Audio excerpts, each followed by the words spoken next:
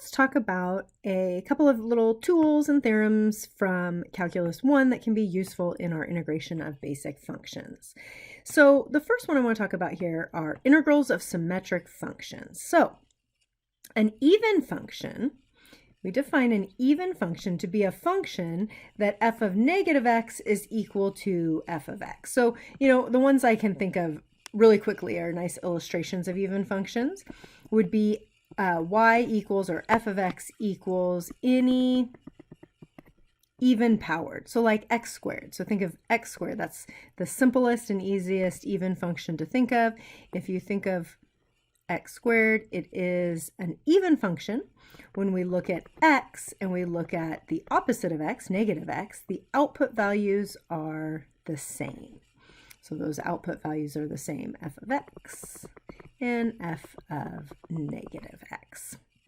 And so we can see that on that graph right there. I'm going to go ahead and erase this because I also want to talk about one more thing with even functions. An even function is going to be symmetric across the y-axis, meaning if we folded our paper right along that y-axis, this is going to fold over on top of itself. So an even function, you can see kind of a generic graph of that as well down below the definition.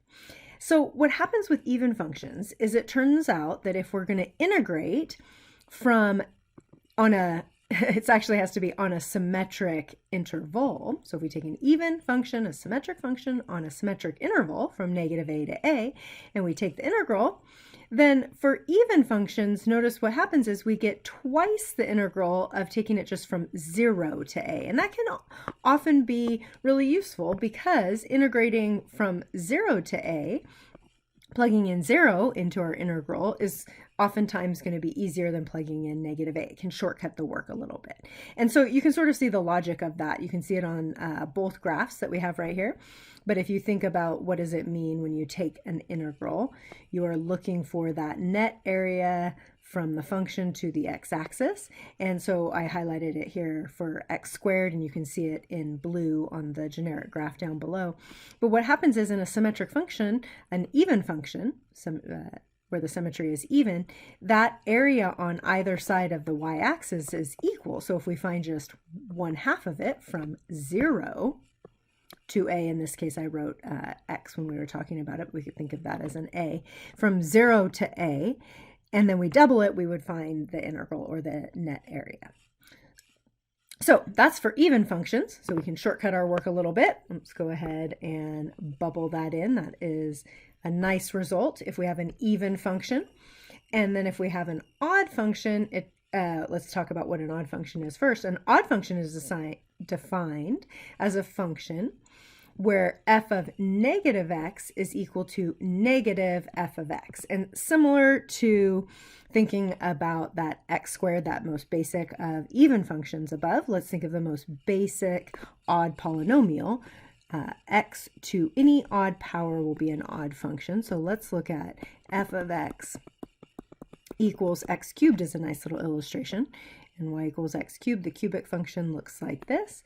And it turns out if we look at x, this output value right here being f of x, and then if we look at the opposite of x, negative x, the output value is the opposite of f of x. So the output value right here is negative f of x. You can think of that for any number. Think of it for 2 and negative 2. And you can see that if you plug 2 in to x cubed, you get 8. And if you plug negative 2 into x cubed, you get negative 8. And so that is an odd function. And the odd function result can really simplify our work. If we happen to have an odd function on a symmetric interval, again, from negative a to a, we think about what that means since we're thinking about net area. When we have an odd function, because of the symmetry and the fact that f of negative x is negative f of x, we end up with the same amount of area above the x-axis as we have below the x-axis. And by the definition of that definite integral, defined as a net area between the function and the x-axis, when we take the integral from negative a to a, what ends up happening is we get back 0. We have the same amount of area, and here you can see it in the two different colors. We have the same amount of area above the x-axis as we have below. And on my x cubed, on the left side it was area below, and on the right side it was area above the x-axis. And so we can see that when we integrate across that symmetric interval from negative a to a, we get back just 0. So that's, again, a super useful, handy result. So integrating an odd function, f of x, from negative a to a, and we get back just 0. All right, so let's take a look at an example where this might come into play. And let me say, with symmetric functions, it turns out that we don't have to use this principle or these facts about symmetric functions and integrating across a symmetric interval. But if we happen to catch it, it can be really helpful. So taking a look at this one, we've got cosine of 2x minus 3x to the 5th. That's the first thing I noticed, that 3x to the 5th is definitely going to be an odd function. And it turns out that cosine is an even function. Little sidebar thought process right here. Y equals the cosine of x is actually an even function. We could quickly illustrate that with a real simple little graph. If you think of the cosine graph looks like this. So it is an even function, and y equals the sine of x is actually an odd function. And I'm a very visual learner, visual teacher, so I think of the quickest way to think about that or to illustrate that would be to think, what does the sine graph look like? And the sine, oops, I just drew cosine again. The sine graph looks like this, and you can see right there that that is an odd function. So just a quick little thought bubble and two functions to put into, we talked about the polynomials and how odd powered polynomials are odd functions, and even, I shouldn't say polynomials in general, just x to the n. When n is even, you have an even function, and when n is odd, you have an odd function. So turns out though that cosine is an even function, and 3x to the 5th, or negative 3x to the 5th, is an odd function. So I noticed those two things. The other thing I would notice, and the reason I would want to maybe think about using symmetry, is that I am across a symmetric interval. I'm from negative a to positive a, where my a here in this case is pi over 4. So this one's sort of set up. It's sort of nicely packaged to be an integral that I can use symmetry on. And so I'm going to do it. I'm going to say, all right, well, let's look at it. Let's split the integral from negative pi over 4 to pi over 4 of the cosine of 2x dx minus the integral from negative pi over 4 to pi over 4 of 3x to the 5th dx. And since this is an odd function across a symmetric interval, this entire thing is just 0 by symmetry. Look at how quick that one was. Now this one is an even function, so not quite as quick, but we can shortcut our work a little bit because we can say, well, knowing that it's an even function, this has to be 2 times the integral from 0 to pi over 4 of the cosine of 2x dx. Now we have that plus 0. I'll write the 0 just to illustrate that we did think of that by symmetry. And now I've shortcutted an integral that I could absolutely, going back to where we started, I could absolutely have integrated that, just taken the integral of each of the terms and evaluated it across that interval from negative pi over 4 to pi over 4. But this is just kind of a way to shortcut the work, because notice we end up with identifying the even, the odd functions.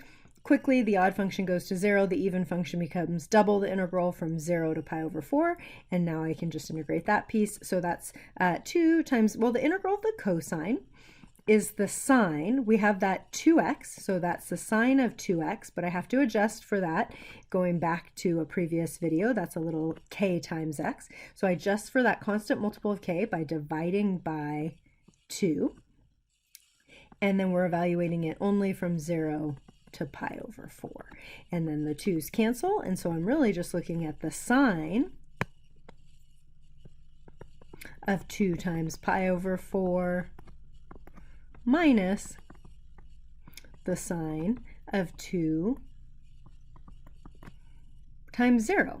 And this is where having a 0 makes things nice, right? Because now we're just thinking about what is the value of the sine of 0. Well, let's actually write one more line. This is the sine of pi over 2 minus the sine of 0, and the sine of pi over 2 is 1, and the sine of 0 is 0, and my result, my answer is 1.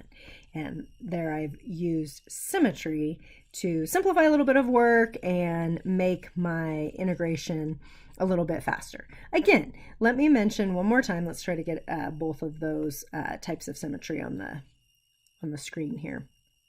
And let me mention this. While this is a useful technique, it's not necessary. We didn't have to use symmetry to calculate that integral. It just makes the work a little easier. So again, if you can quickly recognize that you have a symmetric function, even or odd, or you can break it up into symmetric functions, and you're across a symmetric interval, this can be a useful little tool. And you will see me utilize it once in a while.